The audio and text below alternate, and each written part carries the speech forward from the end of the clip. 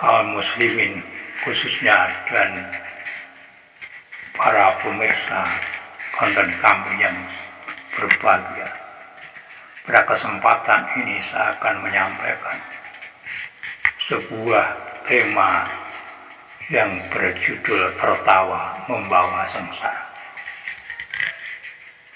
Tapi sebelumnya saya akan mengajukan pertanyaan. Sudahkah engkau tertawa? Sudahkah engkau berpikir bahwa tertawa bisa berujung sengsara?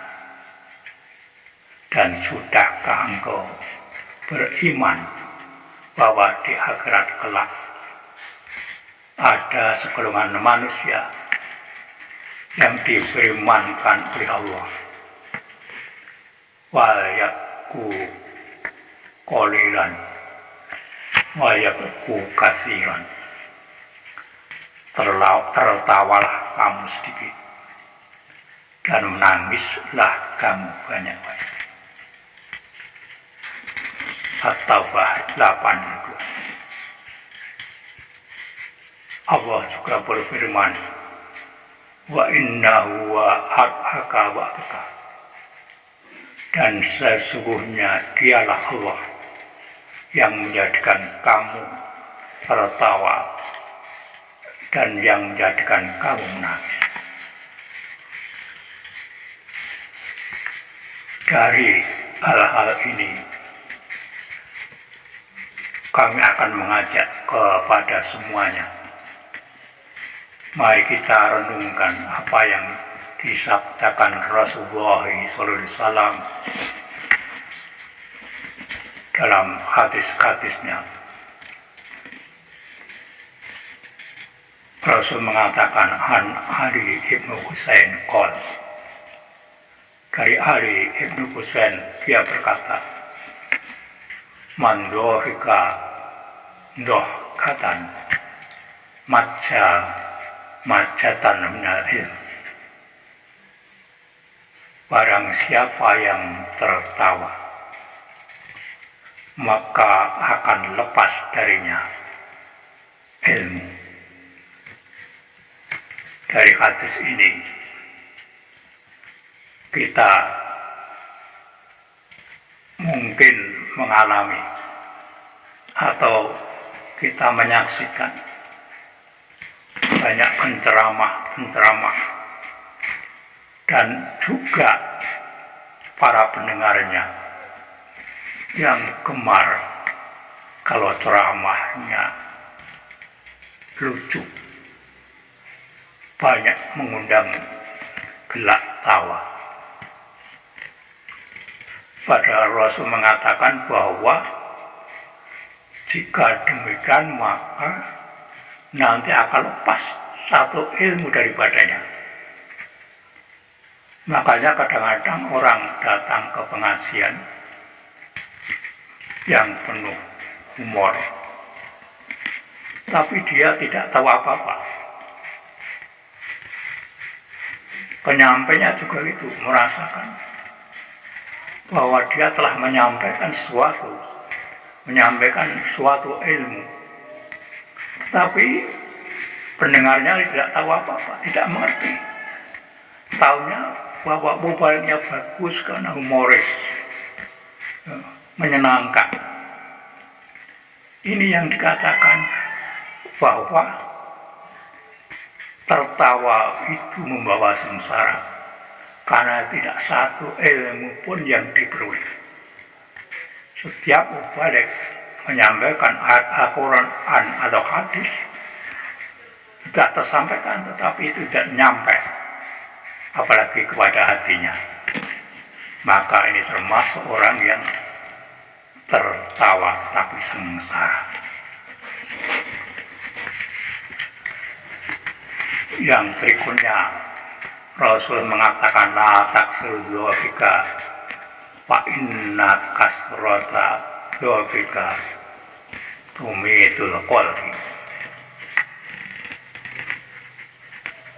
Janganlah kamu semuanya banyak tertawa, karena sesungguhnya banyak tertawa itu akan menimbulkan hati yang mati. Imam Ibnu Athaillah dalam Matan Al-Hikam mengatakan bagaimana hati yang mati itu. Seseorang dikatakan hatinya mati kalau tidak ada kesedihan atas kesempatan yang terlewat. Tidak ada penyesalan atas kekhilafan yang pernah dilakukan. Ini hati itu mati. Dari keterangan yang lain juga dikatakan hati yang mati adalah hati yang tidak merasakan manis, pahit, dan asamnya spiritual, sehingga tidak bisa merasakan kelezatan ibadah dan tidak bisa merasakan kepedihan atas kesempatan ibadah yang luput atau tidak dikerjakan, tidak sedih. Itu hati manusia sudah mati. Keterangan lain menjelaskan bahwa hati yang mati itu adalah tidak akan menganggap waktu ibadah dan waktu melakukan kebaikan sebagai kesempatan emas yang harus dipenuhi, sehingga ia tidak menyesali kesempatan yang berlalu. Kemudian juga saya menemukan penjelasan tentang hati yang mati adalah hati yang tidak menganggap dosa, tidak menganggap kekhilafan dan kesalahan, baik itu terhadap Allah maupun manusia, sebagai masalah yang serius. Inilah tanda atau ciri-ciri hati yang mati. Maka orang yang demikian tertawanya berujung sengsara. Dan berikutnya saya sampaikan sabda Rasul, wailul ladzin yuhaddisu bil hadisi liyudhika bil qaum wa yukadziba wailul lahu, yang artinya celakalah orang yang mengatakan suatu perkataan agar orang-orang itu tertawa, kemudian dia berdusta. Rasul menutup hadis itu, wailul lahu, celakalah dia, celakalah baginya orang yang dengan kata-katanya itu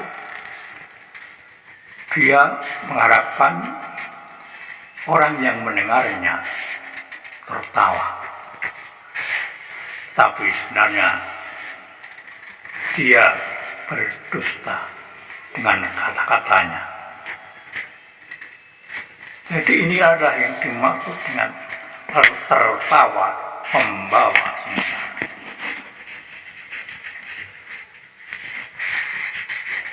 Jangankan manusia, ada iblis merasa dirugikan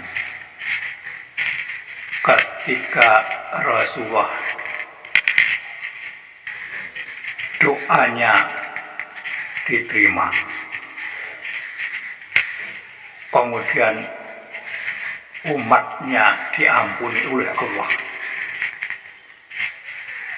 Yang ketika itu Rasul tertawa dan disaksikan oleh Abu Bakar dan Umar, yang kemudian bertanya kepada Rasul, demi ayahku dan ibuku, "Mengapa hai Rasul engkau tertawa?"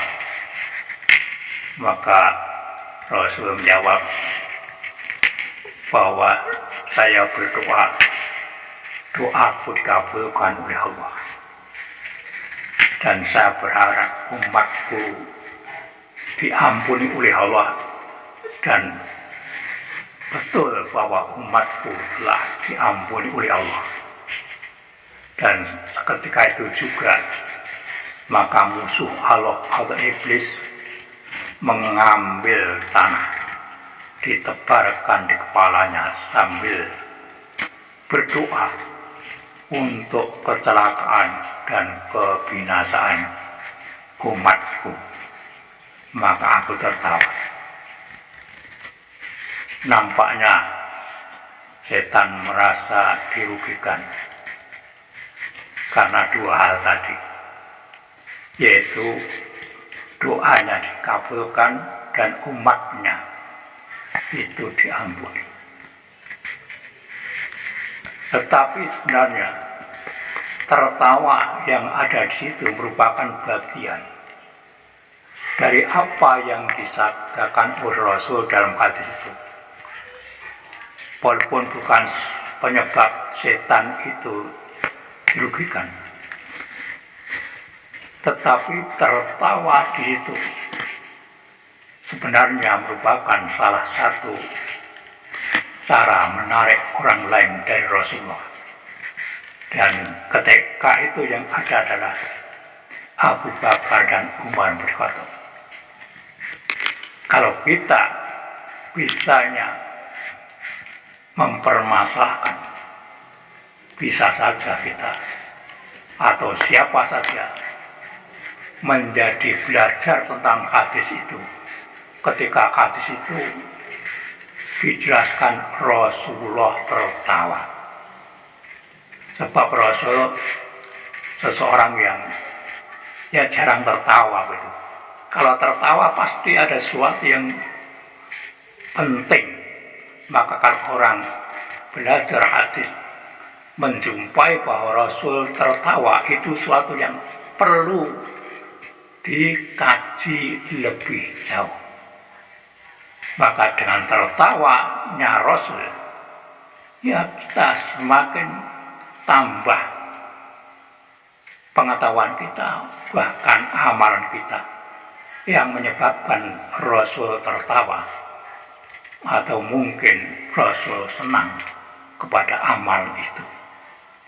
Dan ini tentu akan menambah kerugian bagi iblis laknatullah.